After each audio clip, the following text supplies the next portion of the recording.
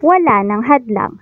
Catherine Bernardo at Alden Richards muling magtatambal. Halina't panoorin ang buong detalye, and of course, don't forget to like, share, and subscribe and hit the notification bell for more latest showbiz news updates.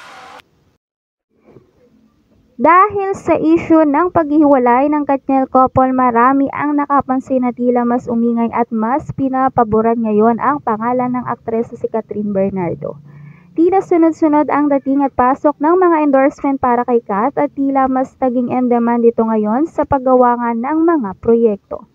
Well, hindi naman kasi may pagkakaila ang pagiging versatile ni Catherine, and she can do whatever role that is being assigned to her.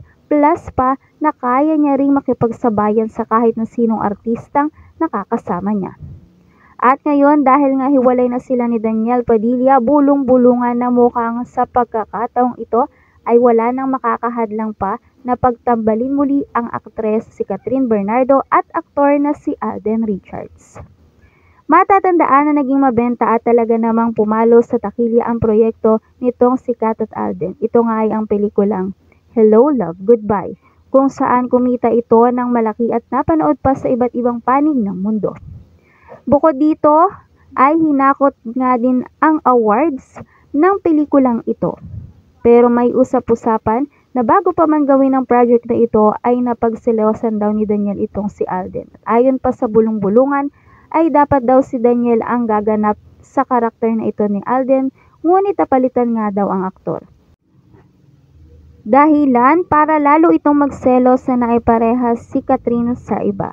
Dahil nga daw dito kahit pag gustuhin nga noon na masundan ang proyekto ni Kat at Alden ay mas pinili na lang daw na unawain ang sitwasyon ng boyfriend ng aktres. Ngunit ngayon, dahil nga sa hiwalay na ang dalawa, nakalatag na nga daw ang proyekto nitong si Alden Richards at Catherine Bernardo na magkasama. At pagtatambalin muli ang dalawa. Well, bagay din naman kasi talaga sila at di naman maitatago na patok din talaga sa publiko ang tambalang Kat at Alden. Kahit pa isang beses pala silang napanood sa isang proyekto. Ngayon, another love story nga daw ang aabangan ng lahat. Nakabang lang din sa kung mas mature na role na nga ba ang pagsasamahan ng dalawa para na rin may pakita ang bagong side nila as a love team. Kung anong proyekto yon at kung kailan atin yang pakaabangan.